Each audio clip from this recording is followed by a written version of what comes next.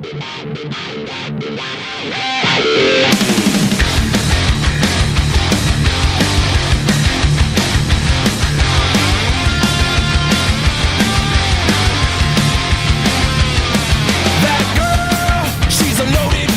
guys, welcome back to the GSL up and down matches. I am Wolf, with me is Torch today, my fire-headed co-caster. As always, how you doing here today? I'm doing great. Up and down matches are going to be pretty awesome today. There's a lot more Protoss today than there was yesterday. There wasn't any Protoss yesterday at all. Yesterday was a lot of Terran, but some really exciting matches at the same time. Yeah, so. there are going to be some great ones. We got a lot of really exciting players here today. We've got a bunch of ex-FOU now, FXO players going to be playing out and showing how they've changed a little bit in the past few weeks. We've also got a few other players. Tassadar being the finalist in the Code A is going to be here and seeing if he can actually get a Code S seed. In the previous seasons of the up and down matches, the top two Code A players have actually made Code S relatively easily. So we'll see if Tassadar can continue that trend with a slight change of the up and down matches. So yesterday's results are right here. Yeah, Ryung, of course, 4-0ing his up and down groups. Yeah, that was pretty impressive. And then, of course, Happy advancing as well, 2-1. And then Dream, Marine King, and Fruit Dealer all fell into Code A. Well, of course, Dream was already there. He did not advance. But Fruit Dealer and Marine King falling down to Code A. Of course, Fruit Dealer going 0-3, not even playing his fourth match. It's kind of sad for the Fruit Dealer to fall. He's the first champion of the GSL, and everyone will remember him for that. Well, and he's not out of the GSL either. He's just going down to Code A. That's still the top 32 players in the world. It's still a very high achievement. And he does have the chance to come back next season. He's going to be really scared in the round of 32 Code A, though, man, because that's the scary moment. And here's any pro. People here call him the Simpson Protoss because they think he looks like a Simpsons character. A little bit. I can see the resemblance. Yeah, just a little bit. So he lost to Clyde and Violet in his Code S group, so that's why he's here in the up and down matches. His record recently is not as impressive as it used to be. It's 45.8%, but he's a very strong Protoss. His timing attacks are quite good, and his macro game isn't terrible. Now this guy over here, of course, still wearing his FOU jersey because FOU is a great organization. He doesn't have an FXO shirt yet, but anyway, this is SC FOU, aka FXO SC. Also losing both of his matches in Code S to MVP and Beyond. No shame in losing to those two players right there. Yeah, especially Beyond made it all the way to the round of 4. Yeah. So Beyond as a player's improved so much. He's also got a lot of other really nice achievements like the LG Cinema special event. He made it to the finals against Dongrai Gu. That was about a month ago. Here's Tassadar, the finalist of Code A. You can see his results there, a lot more wins than the other ones. He made it all the way up to the finals of Code A. His record, they're not showing a lot of games. He hasn't played that much in the GSL yet, but 55.6% win rate. This guy ladders a lot as well as he's got the great NS Hosa team to practice with. Yep. A lot of strong Terran and Protoss there. And this guy, formerly known as Nuclear FOU, now ASD FOU or FXO ASD, didn't want to change his name to ASD FXO. We asked him and he was like, no, I just want to use FXO ASD. He lost there to I Am Happy in the round of 8. It made him so that he could make it to these up and down matches, but I Am Happy is also a very strong Terran player. Maybe that'll show a slight weakness in his play, but he did also play fantastically against both Jinro and Boxer. So we are going to see if he's going to be able to do that in the TVTs that he has today. Yeah. Well, he is actually playing first against his own teammate, SC. Ooh, that's always a rough time to have. But don't forget about this guy. This is Noblesse, formerly known as Cute. That's why you see that sometimes on Team Liquid. His new ID is Noblesse. MVP Cute. Noblesse is actually an anime, I believe. Yeah, someone was telling me about it. I haven't watched that one. I haven't heard of that. I might have to check that out later. But Korean players really like to take their names from like TV shows they like, animes they like, K-pop singers they like, even though if they're female for whatever reason. Slayer's Alicia, man. Yeah, Tiffany and all those others. But as you can see, you can follow us on Twitter at twitter.com/GomTV. Continue to follow our m.gomtv.net site. Really great for checking out the schedule, even if you're on a PC. And then also, very recently, any iPad or iPhone users can actually watch the GSL live. Previously, you could only watch the VODs, but now you can watch it live on those Apple products. Yeah, so go to m.gomtv.net and do that because that is just the coolest thing ever. I wish that when I wasn't casting the GSL, I had that opportunity. I made the wrong choice of choosing a Samsung phone instead of an Apple. I can't watch it on the subway or whatever. Don't worry. I'm sure the GomTV wizards are back behind the scenes trying to make it good for Android users as well. Oh, of course. Yeah, just one step at a time. It's really how it goes. So here is our first matchup. It is going to be SC versus Nuclear, ASD, whatever he wants to go by. The map will be Terminus.Reef. Interesting first map to start off with TBT. Yeah. The thing to note that I've actually been getting really into this, the Koreans bet on these matches on the GONTV.com website, and SC... Just for fun, yeah, not money. It's not a money thing, but SC has a 61% win or vote rate versus the 39 of ASD, so Koreans think that SC is going to just barely edge this one out. It seems to be the opinion. I personally think I would put it at 50-50 myself, personally. I've seen these guys practice together a lot. Hang out with them. They're in, they come to the team house sometimes, and I think they're about the same skill level. SC is definitely the more accomplished player, but ASD has definitely shown a lot of potential in his earlier games in Code A and some of the team games that he played in the earlier versions of the GSTL. So really coming into this match, it's going to be interesting. Also, them being on the same team changes a lot of it as well. Who do you practice with? How does that work out? There's a lot of issues with that with Jinmo versus MC in one of the early GSLs. They had to split which practice partners they were getting within the TLOGS house. And that's maybe something that they have had to worry about in this match as well.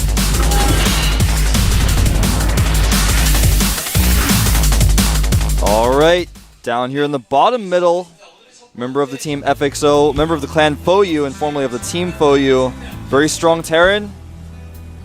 He is SC FOYU. Over here, the left side, his own teammate, made his name based on the first 3 characters of the keyboard in the middle row. He is ASD FOYU. ASD FOYU, or FXO ASD. Of course, those teams have a partnership together. Yeah, it'll be interesting to see how a lot of these partnerships that are forming between the Korean teams and a lot of the non-Korean teams is going to play out in the coming months and next year. It's up until this point, a lot of StarCraft 2's high-level competitive play has been centered around Korea, and we're trying to help to branch out to a lot of those other things, helping other organizations like MLG, which, if you guys haven't heard, will be happening this weekend. Check that out. Also, of course, our final will be happening this weekend. A lot of great esports going on at the same time. Yeah, you should pretty much just spend your entire Saturday or Sunday, depending on where you are, just watching everything, and then just continue watching all of MLG. Yep. Well, I believe the streams are actually timed nicely so that you can watch one and then immediately go into watching the other. But while you're watching this right here, we did have a gas first for SC, I believe. Yes, he went gas first right immediately, and his opponent, of course, going for a very normal opening. Well, I say that, but he hasn't taken his gas yet at all, so it's going to be gas first versus command center first. And those type of builds really clash. This was the most opposite things you could do. To go to the 1 barracks command center versus the gas first build. It's very risky for ASD. It's going to be difficult for him to hold against that early Banshee if that does become the case. If he does the Korean style Banshee where you kill a lot of Marines, then does a timing attack like you've seen Marine King do in the past. You've seen Maka do in the past. It's very, very difficult to hold, especially on this map, and the positions are pretty good for a timing attack like that. But the thing is, as ASD's position, if you can actually hold it off, they have a lot of practice against this. They know that tech builds can be coming. So if they do micro their Marines properly and can hold off that Banshee, they can have a huge lead moving in from there. It's actually, that's the coolest thing about TBT to me, is there's so many different openings you can do that are safe. Yep. Whereas in other matchups, sometimes you have to play really safe and you can't take risks like this. PvP, for example, you can't really fast expand. It's not really an option. But TBT, people have figured out all these different things you can do where you can just barely hold. You can be just this aggressive. So I really like how the matchup has evolved. Yeah, an interesting thing here is we see that SC did not actually send out a scout at all. He is trying to get that economic advantage just to get up that starport as soon as possible. Meanwhile, ASD is scouting, but he scouted in the wrong direction, so he's going to know very, very late what's going to be going on here. He's actually not going to be able to scout anything because SC does have his Marines very nicely placed on the ramp, as you can see right here. So no SCV is going to be able to get up and scout exactly what's going on. Yeah, only a super genius would be able to tell when he sees this Hellion that that's a faster Hellion than it should be. Yep. So you may be able to kind of judge based on that what's going on, but we can't really say whether or not he's really going to know. Even still, you can only judge that he went for a fast gas. You can't judge that he's going for a Banshee or a Blue Flame Hellion or just trying to get a siege tank expand or something like that. So there is still a lot of variability in SC's play that could be going on, and it's really difficult for the fast expanding player to know how to react in response to that. Absolutely. SC is getting that first Banshee. Now, ASD back at home has actually gone up to 3 barracks, so he's going very bio-heavy. Doing a 3 barracks after his expansion goes up. Kind of an unusual thing to do, but you do see players do it from time to time. The problem with doing this is it becomes very difficult to hold off Banshee attacks. Hellion just wants to poke up the ramp and see how many Marines there are.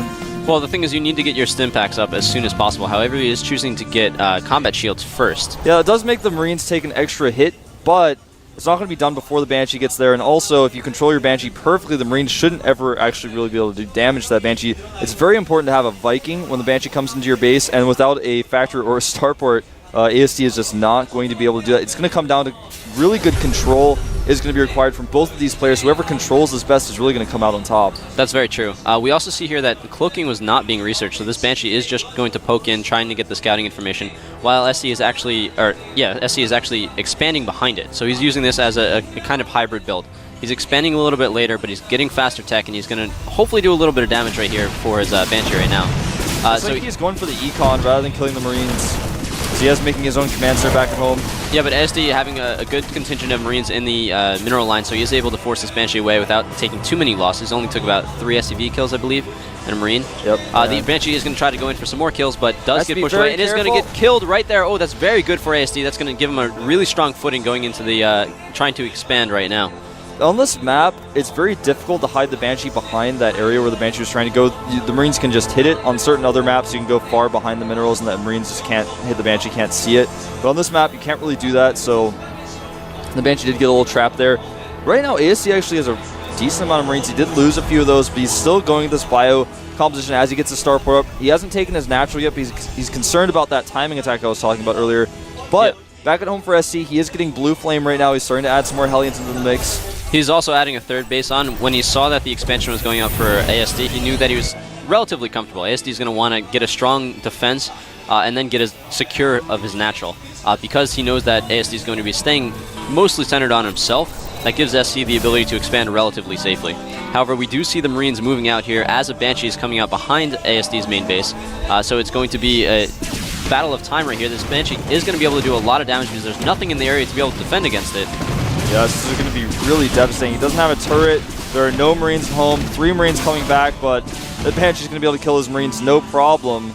He is going to try to move in with the rest of the Marines. It is going to be a somewhat all-in-ish. He does need to do a lot of damage with this other attack because he is taking a lot of damage at home. However, there's Blue Flame about to finish. It just finished, and he's got a bunker. There's almost no way this Marine attack is going to do any damage. And ASD knows that, and he is going to back off with those Marines. Very unfortunate for him. He is going to be slightly behind in this situation. However, he is also going to be able to fend this Banshee off slightly. The Banshee killing a lot of Marines here. It's not really killing many SCVs, but even killing those Marines is pretty important. Now there's no defense for these SCVs. They're not mining from the main base. The Viking is finally out, and that is going to shut this down. That Banshee got 13 kills, maybe 14. Oh, just barely 14 there. So it definitely paid for itself. It also distracted ASD quite a bit, allowed SC to get up that expansion while feeling quite comfortable. All those Marines from ASD were actually forced to go home. Now, the interesting thing here is that SC has added 2 more factories. He's gone up to 3 factories. He's actually made these cute little add-ons for the factories before they were even done. He's flying the factories over to those add-ons. And he's actually sending his barracks out to scout after that because he doesn't need it once he gets the add-ons on. He's going to stay 100% mech. Yeah, full-on mech, exactly. 100% mech. Got those Blue Flame Hellions now. He's keeping map control, though. He's going to check the watchtowers. And in fact, there's a bunker full of Marines at ASD's base, but if he decides to run by, he can do a lot of damage to this command center actually at the bottom of the ramp. You guys get a shot of it in a second. So ASD's taking his third base quite late in comparison to SC. Those Hellions are going to maybe do a little bit of damage. He is taking his third base quite late, but he did get the second up earlier, so he is only behind on 3 SCVs at the moment. The issue is he's behind on mules and gas intake at the same time, which in TVT, gas is your main resource that you really need to worry about. The minerals you just kind of invest into Hellions or Marines just to do something with it, but it's really the gas that's what matters. Are going to see this dropship. Well, they're actually deciding to walk away for some reason, and it forces a stim here. He picks up and leaves. It's almost as if the drop itself did a little bit of AoE damage to those Marines. So no actual damage was taken. He was forced to stim, but these other Hellions are going to try to sneak in. They don't actually do any damage there either. So ASD's defense is actually perfect at this stage in the game. The medevac for SC is going to be forced to go home, maybe try to find another chink in the armor of ASD later on. ASD only has that 1 factory, so he's going to be really down on the siege tank count. He needs to be aggressive now as he is moving out on the map. Because if the siege tank count for SC gets to be too large, that bio army is just not going to be able to engage. He's going to have to do all sorts of fancy tricks with his army. And this tends to be ASD style. He likes to make a lot of Mirage, go around the map, be aggressive, attack bases where he can find them. But I don't know, this attack he's going to try to use isn't going to be very effective. SC already has 5 tanks back at home with siege mode. They're not in position though, surprisingly. Yeah, having these tanks not in position is going to really, really hurt him. If these rocks go down before any sort of defense can be put in position, the third for SC will be completely vulnerable, and ASD will be able to run in there and do a lot of damage. There is a supply depot going up, so it is going to be scouted, but it's going to be a tough time for SC to be able to react to this in time. Oh man, he stimped all of those units. That was a huge mistake. Stimped all of them and ran away. There's only one medevac there. Oh, and the medevac's going to run right into this Viking that's on patrol. The Viking's going to be able to take down this medevac with all 3 Hellions. Very unfortunate for SC to have that caught like that. But he is going to move out with his main army. This is the scary part. All these Blue Flame Hellions going for a mostly Marine army. Nice splitting by ASD. He's not even going to siege up his tanks. He knows he has a way larger army. He's actually 20 supply up right now despite losing those Hellions on the dropship.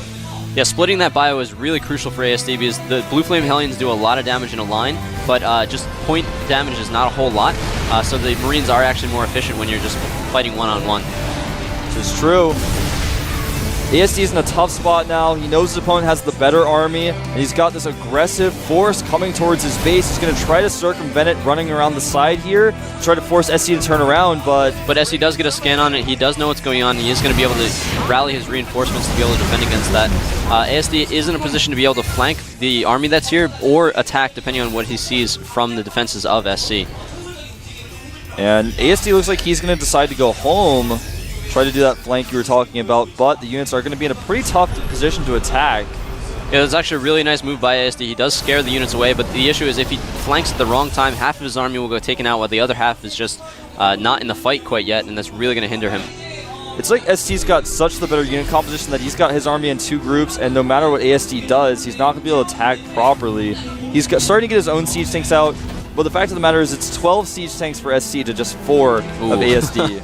And that's so important. Once you get past about 8 siege tanks, the bio army just really doesn't matter that much if your opponent is sieged up. Yeah, and it's not just the siege tanks. We also have a lot more Vikings out here for SC. With that air control, your siege tanks are a lot more effective because you can zone out your opponent a lot easier. And the army of SC is actually going to be able to escape without taking any serious damage. And then there's a Hellion drop going on right here. All the SCVs are going to get out in time, but he's going to be able to scout and see what's going on. No serious damage to ASD, but it was a relatively nice drop by SC. Something interesting that SC is doing right now is he keeps running by ASD's center tower but not actually doing anything. I think he's just trying to scare him.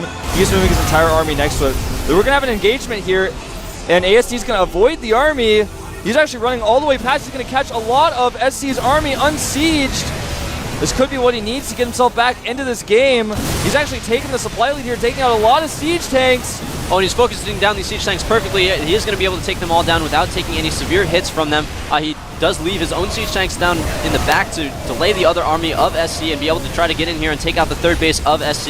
If he can do this, he can get a huge economic lead at this stage in the game. There's also the 4th command center for SC is going to be able to get taken out relatively easily. He's defying his fire. That's actually probably not a good decision because he might not be able to get either of them if he does this wrong. Yeah, it looks like he is going to get just one of them, maybe, and he does get it. There are a bunch of siege tanks up there on the ridge. These units are trapped. There is no way to get home. It's very unfortunate for them, but they did do their job, and they will get medals. 5 hit points left. One siege tank probably would kill all of them. The Purple Hearts will be sent home to their families. Yeah, they absolutely will. So ASD has a supply lead right now, but remember, like I said, a lot of those units on very low hit points. So as soon as they get blown up, it's going to be about even. But ASD has taken the base of the north, and I like his decision to attack here. He was very mobile around the map. He knew exactly where SC's army was, and he realized it was the perfect opportunity for him to attack. He also was able to take control of that watchtower close to SC's main base. What that allows him to do is get control of every single ground troop movement for SC. If he has just a few Vikings or the sensor towers, he also knows the air movement as well. So it's really, really nice positioning for him to be able to take those expansions around the map like he's doing at the top, like you were talking about. Now, it looks like ASD wants to go for a pretty hard contained Nada style. It's something that a lot of Terrans do when they get ahead, is they just kind of turtle up outside their opponent's base, make it very difficult for them to leave, do drops, things like that. And then what they do is they just cater their composition to whatever their opponent is doing, and they just make their army better as they take bases all around the entire map. It looks like SC is going to try to break out here. It's not going to be easy. It's not going to be easy, but he does have a lot of siege tanks here and Vikings, so if he can get the range on his opponent's siege tanks. He's going to force a lot of scans like he's doing right now, but that's a lot of siege tanks able to take down the line of ASD pretty easily, and all the Hellions are going to be forced to go home. Bio Army is going to be coming up here to try and reinforce this, but the contain is actually broken, and SE is going to be able to break out. Yeah, that was a nice little move by SC. Used the Hellions quite well to tank the siege tank fire so he can move his tanks into position. And little group there is just going to take a bunch of shots for no reason. That entire group is destroyed for absolutely no losses for SC. That's a really good position for him. More siege tanks are moving in here to be able to try to reverse the contain and get a fourth. Baiting him with that command, so he's like, well, I know your entire army is here. I'm just going to land right next to you. Well, it's actually really good to absorb those shots instead of having your army absorb those shots. Yeah, it may have even actually been intentional. As far as upgrades go, right now ASD has +2 weapons and +1 armor finishing up, so he's going to be at 2-1. And uh-oh, these tanks are going to get caught on siege again, but he does only lose just 1 backs away. And he's going to lose some of these medevacs. The problem for ASD right now is that SC now has complete air control. It's 14 Vikings to 1. And 15 tanks to 2. Exactly. And so the composition is much better here for SC. Even though there was a time where ASD had this supply lead, a lot of it was in just bad units. Well, not bad, but not suited for the fight that was happening. It's yeah, not something where you want to have force on force. They're not bad units. He just needs to be a lot more mobile with them, and on Terminus, it's very difficult to get around your opponent's army unless they're doing some sort of contain. Yeah, but the thing about this map is that these positions, if you have that one watchtower, it's really difficult. Doing stuff like this, though, putting all of your units into 4 dropships can be quite devastating. The issue is if SC sees this, he can actually just go for a kill move right now, sack his third base, and just go right in. He's going to see this with this barracks. He may turn around. And here they come. Dropping 4 of these, tons of Marines and Marauders in here. That command center is going to go down. The second one will go down as well, actually. There's no way for SC to prevent this. And that is actually going to trigger him to prepare to move in, but he's not going to move in quite yet. He wants to make sure he can clean this up safely before losing his own base. He is actually supply blocked at this moment in time. 196 supply, so he's almost maxed out. Not really that big of a deal. But he does need to survive with his second base before he goes in for the kill move on ASD. Oh, looks like he's going to send his SCVs here to try to break this. I don't think this is going to work, though. You have to be very careful with this. And it looks like ASD is just going to circumvent this, which is exactly what he should be doing. There's just not a mobile army to deal with this. He needs to send a few Vikings back. If he did that, he could just completely shut this down. He doesn't need all of his Vikings to be over there. Even so, here comes this drop, losing a lot of depots here, and he's going to get further and further supply blocked as they fall. Yeah, at this stage in the game, it's actually a good idea for ASD to trade armies. It's not disadvantageous for him because he can remax much, much quicker. The SCVs are all going in here, so SE is going to lose all of his SCVs. He's not even going to be able to clean this drop up, so it is going to be an all-in attack rate soon if he does not do something about it. So just barely going to be able to force those units out, but they're going to continue to be annoying. He hasn't killed the drops, and finally sends his 14 Vikings home to help deal with this. And meanwhile, it looks like ASD is going to try to break the contain, taking a lot of shots here. I think he's going to be able to break it, though. He's got a lot of Marauders in this mix. His own tanks are sieging up, and the tanks of SC falling like flies now. I think SC from here is going to be in an almost unrecoverable position. He's got a lot of Hellions up at the front at his 4th base, but ASD has killed his army, essentially, and now has a very dominant position. Yeah, and SC has a lot of supply locked up in these air units. He doesn't have a whole lot of SCVs going on right now. The army of ASD is getting closer and closer and closer, so he missed his timing window that he really had a huge advantage, and now ASD is just running away with the game. SC does have that air control, so he's trying his best to assert that. And he's basically losing SCVs mining here. He's pulled them away. He's not mining at all. He's not getting any income during this.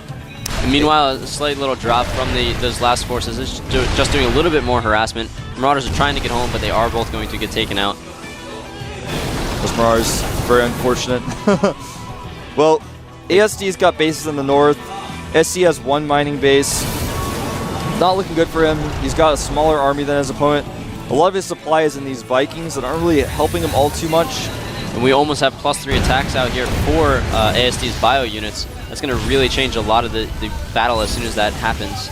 These Hellions for SC are going to run around trying to take out the expansion, but the SCVs alone of ASD are able to take it out. Yeah, that's not a normal sight.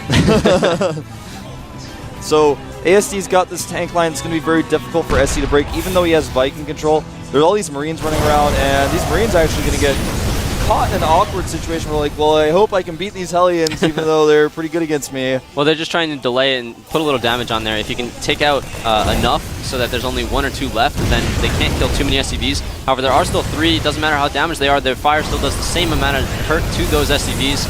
He's going to take down a lot of the SCVs, but the mules are what really need to die. And it's going to get cleaned up without taking too much damage. Yeah, the thing is, even if he lost a ton of SCVs, ASD has just so many more just around the map. He's got 43 SCVs to SC's 34, and plus he's got more mining bases. SC is in a really awkward position here. He's trying to assert that air dominance again. The problem is his army is basically Vikings and tanks only. It's like StarCraft 2 beta composition. These Hellions are going to do a lot of damage though. Yeah, finally SC is able to get a bunch of Hellions in here. He's going to be able to take down all these mules. A lot of them were about to expire, but that is still really, really good for SC to do to try to get back into this game. It is 180 supply to 132 in favor of ASD, and not much of that is caught up in SCVs either. Yeah, this is... He's using that air dominance to pick off tanks here and there, which I really liked. Forcing scans. These Hellions are going to fight Marauders. It's kind of an awkward situation, but that's how it has to be. The Hellions can't escape. Yeah. He's down about 70 supply. They both have about the same amount of siege tanks. The difference is that there are 22 Marauders and 35 Marines for ASD as well. If he wants to just go with it and tank with those bio units, he could actually end the game at any time. He's just playing this very safely. He's actually getting prepared to flank and attack from, of course, 2 sides. That's really true, and he is going to be starved for minerals very, very soon. He's only really got 1 mining base going on right now. Surprisingly, he's got 1,800 minerals in the bank, though, and he's trying to make as many Hellions as he can. These Hellions, he's actually dropping Marines on top of siege tanks. The Hellions, of course, trying to fend off this attack. That's why ASD is a little bit reluctant to attack. He knows there are a lot of Hellions, and the Hellions do AoE damage, kill Marines very quickly. But he's going to reach a certain point where he can just start trading armies with SC because he just has so much better economy. He's got more production, and if he loses a battle pretty civilly, it doesn't matter because he kills some of SC's units because SC just can't remake them. Yeah, and he's also got really nice sensor tower control here. Even if he loses those top 2 expansions that he has, he still has the same number of bases as SC. Actually, even 1 more, although it's almost completely out of minerals. However, the gas is still very important for him to get from that base. There come a ton of Hellions, but there are so many Marauders, even siege tanks there to defend. There's just too many units. SC's trying to make use of everything that he has. He's got this... He's dealing with the hand that he's been dealt, but he's got a bad hand. He's like, well, let me see what I can do. Maybe I'm going to bluff here, maybe be a little bit sneaky. Yeah, he does have a much smaller army. It is very difficult to bluff with that when your opponent has sensor towers and scans constantly. Exactly. There's a few Vikings here trying to zone out the medevacs, but there's just way too many medevacs in that situation. The ASC's actually pretty much got SC surrounded. He's like, come out with your GG up. He's got sensor towers and a siege tank line on the left. On the right side, he's got this extremely scary bio army. It's like the Marauder force from the campaign. So we are going to have a push going in right now. If he sees that there's only a few siege tanks, he can actually run by, try to take out the production facilities if he gets into the main base of SC. There's a really strong Marauder force going in right here. It is all very hurt right now, but there's a lot of medevacs chasing behind, so they are going to be healing those units up really quick. SC sees that he's not going to be able to defend this at all. He does try to go for that all last-ditch effort, but there's so many siege tanks out here for ASD. He is going to be able to defend this relatively easily. However, there are siege tanks on the right that are going to do a good job of doing some damage. All the Vikings are landing and trying to do a little bit more, but again, he has no ability to continue to produce units, and he is forced to GG. Yeah, he has to GG. And I have to say ASD played so safe in that game. I would have just went, oh, I see that, I'm going to kill you, but ASD wasn't really wanting to do that. He just wanted to make sure that absolutely everything was completely fine. Yeah. He had that huge Marauder force. I was making jokes about it being like the Marauder force in the campaign, that like Marauder Hunter Squad on the train mission. Oh god. You get like an achievement if you kill it. And SC's like, man, that's too hard. I can't kill that group. It's got medevacs with it, man. But that was really interesting because SC did get out the early economic lead. He went for the tech first, which delayed the expansion taking of ASD. And that also allowed SC to get a third base quite quickly. However, the issue was that SC moved his main army out to the center of that map right when that huge drop came from ASD, and that drop is really what changed the game. Yeah, that drop killed like 2 command centers and like all of SC's SCVs. Yeah, and he just was like, I don't know what to do. He panicked. He didn't know what to do. He froze up. 14 and he Vikings. really needed to counter at that time. He had 14 Vikings. He had over 10 siege tanks to 2. He had a bunch of Hellions at the same time as well. He could have actually just moved in right there and killed ASD. Well, he could have, at the very least, sent just some of his army back and then used the Vikings to make it so that the Marauders couldn't even escape, and then it would have been like, oh, well, I killed a lot of your units, even though maybe you killed one of my command centers. Then I can prepare for like a longer game. But after that happened, ASD actually just had this nice little contain going on, and then he took like all the bases in the north. Yep. That was really the turning point in the game where SE did have a slight lead. He had a supply lead, he had a tech lead, he had a base lead, and he just kind of threw it all away to one drop that he didn't react properly to. Yeah, he definitely got a little bit nervous. It was weird, too. Another drop that happened in his base, he had a bunch of units in his main, and he just didn't click on them, and I was watching, and I was like, does he not notice? Because he has a lot of units he could defend this, and it's like killing all of his SCVs. So I think maybe he's just not playing his best today. Maybe a little bit nervous playing against his teammate. Really, they rock, paper, scissors out back before the game started. Yeah, he's like, when I drop you, pretend like you don't know. They don't actually do that. They get in trouble for doing that. It would get banned from GSL for doing something. Or the latter. So here is our next matchup. It is actually going to be SC playing again. It's actually going to be a little bad for his mentality coming off a loss right there and actually needing to play against any pro right now, a really strong Protoss player. It is going to be on Metalopolis. A couple different strategies that can go in here, but it can also yield a long game if they set up those siege tank lines and just take a lot of the bases for each player. Well, any pros are Protoss. Yes. The map is Metalopolis. I'm thinking that we're going to see a timing attack from any pro. It's Metalopolis. It's a map that you see that on a lot. Sometimes you see Void Ray all-ins, and I'm just going to call it. It's going to be a Void Ray all-in torch. I'm calling it. Really? I think that's what we're going to see. Any pro is a player who can play a macro game, but oftentimes chooses not to. He's playing against SC, one of the best Terrans in the world. He's got a great late game. His endurance is awesome, and let's find out who's going to take it here.